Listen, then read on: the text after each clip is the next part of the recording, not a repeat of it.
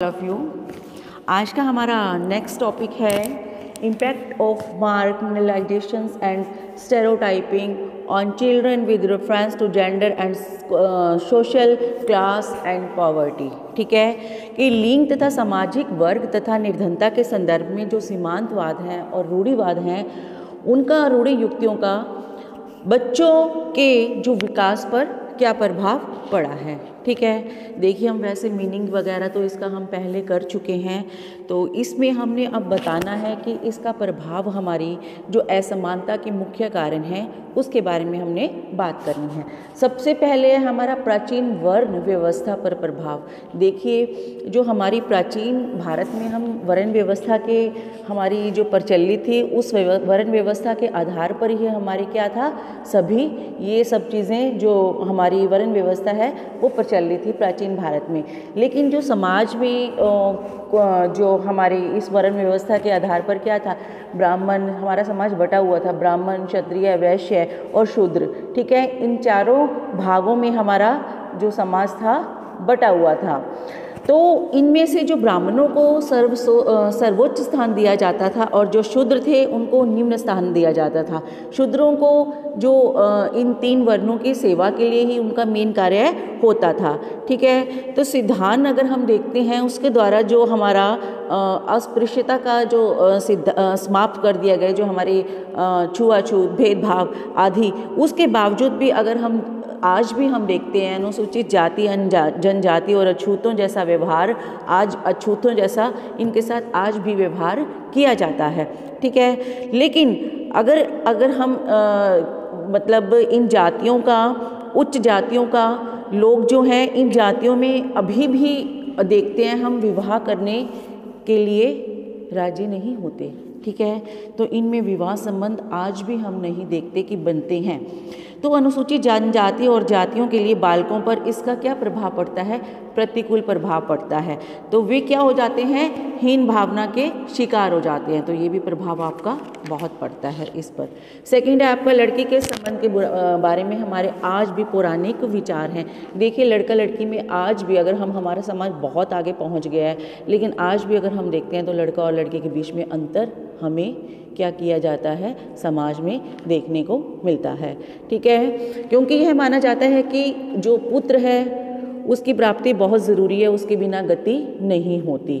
ठीक है, तो पुत्र के प्राप्त होने पर बहुत घर में खुशियाँ मनाई जाती है, लड्डू बांटे जाते हैं, रसगुल्ले बांटे जाते हैं।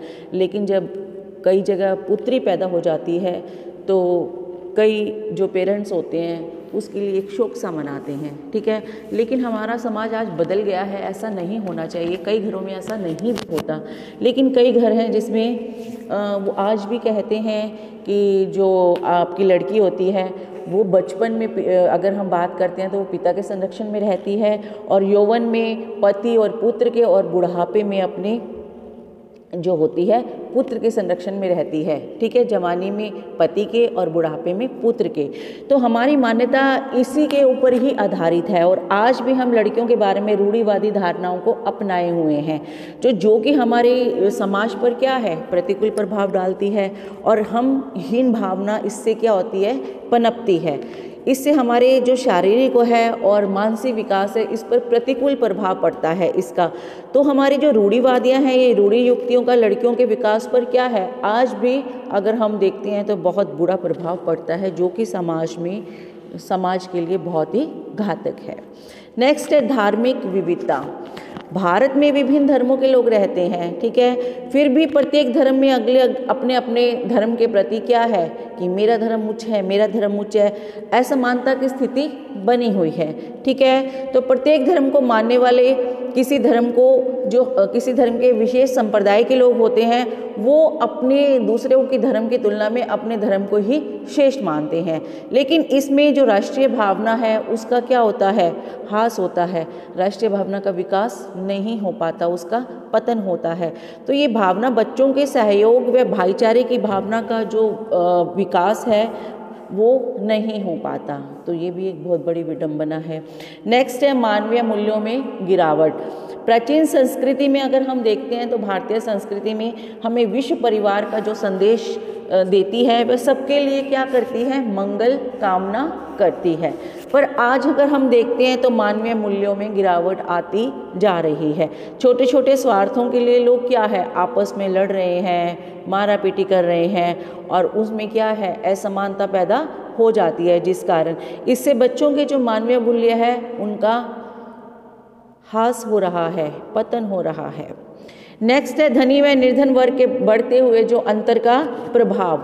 आज हम देखते हैं तो भारत में धनी एवं निर्धन लोगों के बीच का जो अंतर है वो बढ़ता ही जा रहा है। अमीर लोग अधिक, धनी लोग अधिक धनी होते जा रहे हैं और जो निर्धन लोग हैं वो अधिक निर्धन होते जा रहे हैं। तो क्या हो गया है, और जो धनी लोग हैं वो क्या है, विलासिता पूर्वक जीवन व्यतीत कर रहे हैं। और यद्यपि नवीन आर्थिक सुधारों का क्या उद्देश्य है, इनके बीच अंतर को कम करना था, पर उनकी जो अनुकूल प्रभाव है वो हमें दिखाई नहीं दे रहा। तो विषमता का जो बढ़ रही है, ये इसके कारण कौन कौन सी समस्या, निर्धनता की समस्या, बेरोजगारी, जनसंख्या वृद्धि, मूल्य वृद्धि, हमारी उत्पादन के साधनों में अनुचित वितरण, तो ये सब हमारे सामने बहुत सारी समस्या आ रही है, जिसके कारण असमानता बढ़ रही है। जो धनी वर्ग है निर्धनों का शोषण कर रहे हैं, ठीक है। तो कई बार तो क्या होता है, जो हमारे निर्धन हैं वो जो उनकी रेखा है वो उससे भी बहुत ज़्यादा निर्धन है, तो वो अपनी जो घर, रोटी और कपड़ा और मकान चाहिए वो भी अपना पूरा कंप्लीट नहीं कर पाते, ठीक है। तो जिससे क्या है, उनकी स्थिति बहुत ही दयनीय बनी हुई है। तो गरीब वर्ग के लोगों के बच्चों को शिक्षा से संबंधित मूलभूत सुविधाएं जो मिलनी चाहिए वो नहीं मिल रही है, और संतुलित भोजन न मिलने के कारण भी उनका शारीरिक विकास, मानसिक विकास पर प्रतिकूल प्रभाव पड़ रहा है। नेक्स्ट है प्रजातंत्र की सफलता में बाधा। देखिए ये सब बाधाएं होने के बाद आपका देश क्या है, लोकतांत्रिक, लेकिन ये सब जो चीज़ें हैं वो लोकतांत्रिक देश में बाधा उत्पन्न करती है। हमारा लक्ष्य क्या है, सामाजिक, आर्थिक, राजनीतिक प्रत्येक क्षेत्र में प्रजातंत्र लाना।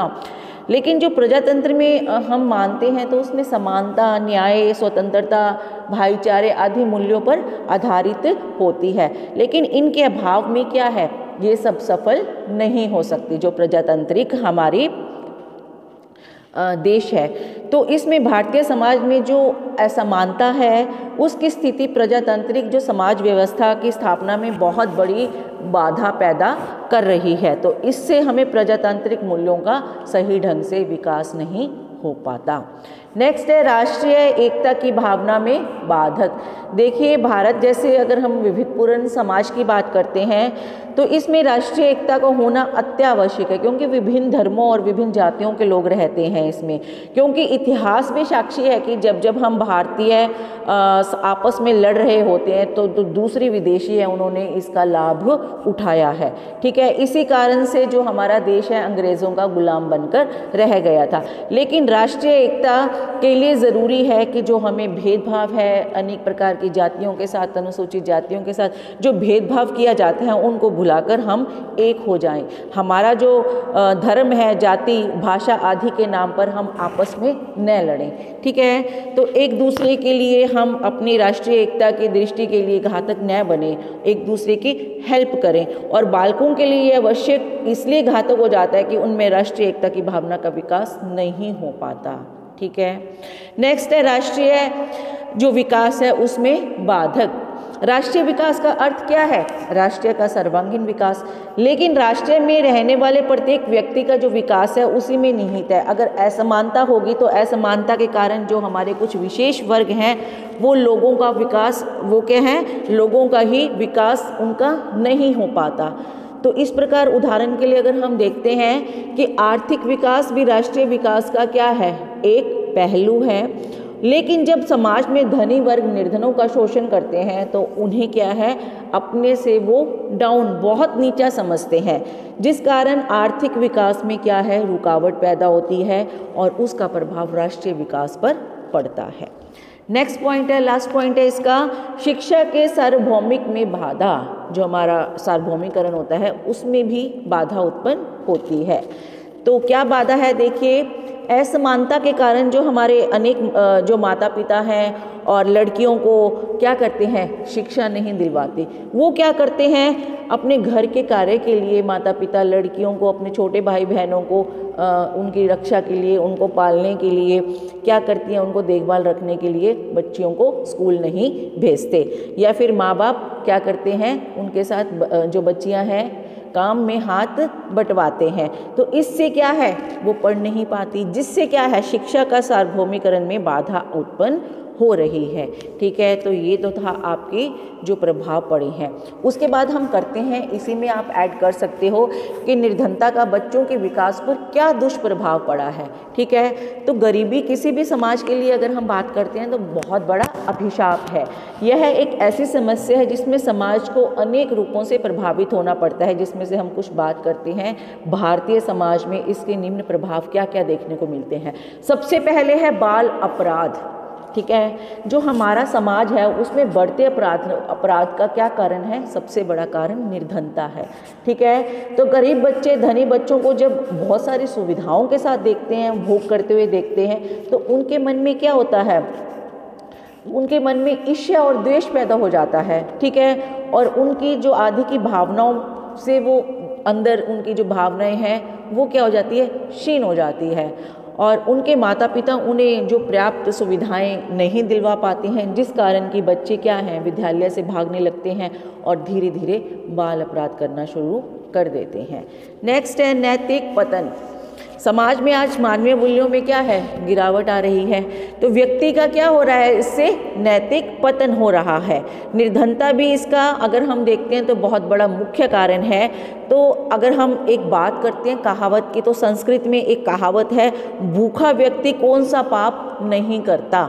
ठीक है, तो अनेक अध्ययनों से यह भी सिद्ध हो चुका है कि जो अपराध व निर्धनता है उसमें आपस में भी गहरा संबंध है। और अपनी भूख मिटाने में जीवन की ज़रूरतों को बच्चे पूरा करने के लिए जो बच्चे हैं वो चोरी करते हैं, डकैती करते हैं, गबन करते हैं, हिंसा करते हैं, आदि अपराधों का सहारा लेते हैं, जिससे हमारा उनका जो देश का भी और उनका भी पतन होता जा रहा है।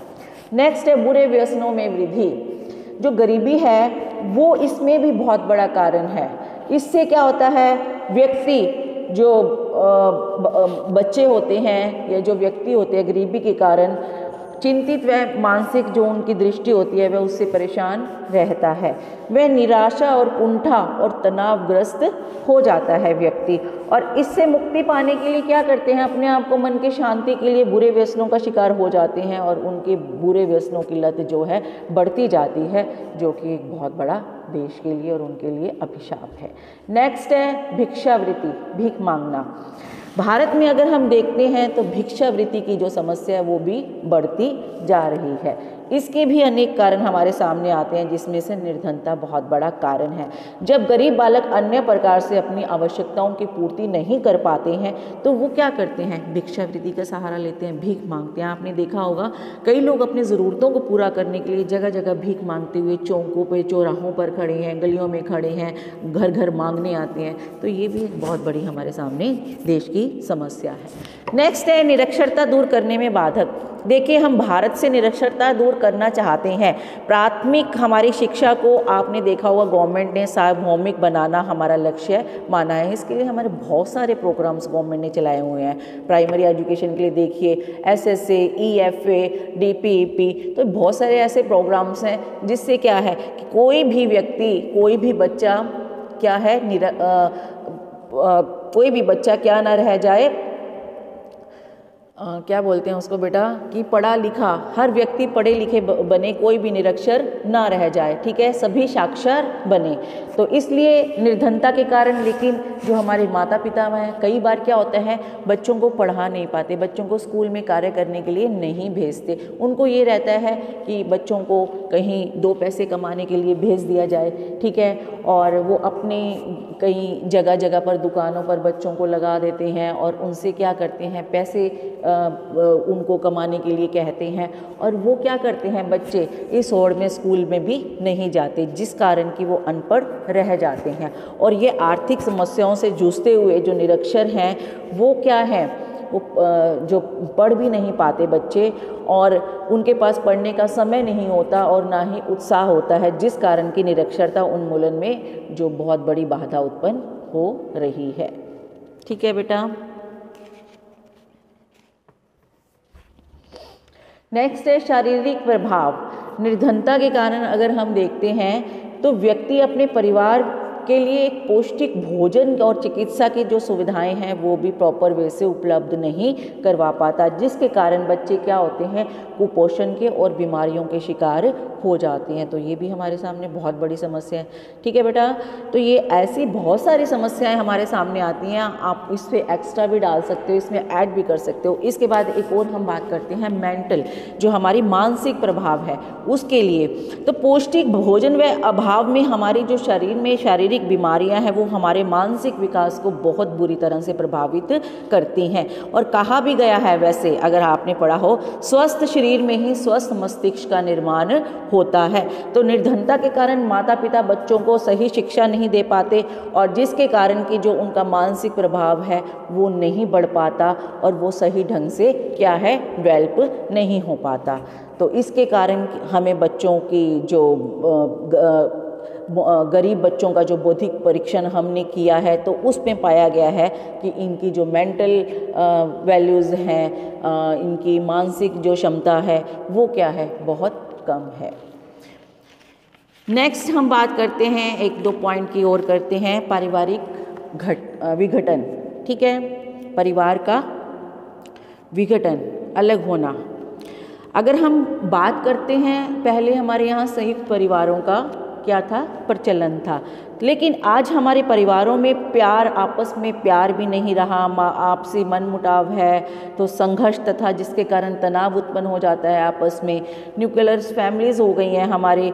तो ये क्या है, विघटन की ओर बढ़ रहे हैं, टूटते जा रहे हैं हमारे परिवार, और आपस में जिसके कारण कि बहुत बड़ी हमारे सामने आर्थिक समस्या भी आ रही है। तो परिवार का विघटन का भी, टूटने का भी बच्चों के स्वास्थ्य पर, बच्चों के विकास पर गहरा प्रभाव पड़ता है। और लास्ट में हम कंक्लूजन में डालेंगे, अंत में हम कहेंगे कि लिंग, सामाजिक वर्ग और गरीबी के संदर्भ में जो सीमांत वर्ग हैं और रूढ़ि युक्तियों का प्रतिकूल जो हमारा प्रभाव है वो इन पर पड़ता है, और सामाजिक व आर्थिक असमानता के कारण ही जो बच्चों का सर्वांगीण विकास है वो नहीं हो पाता।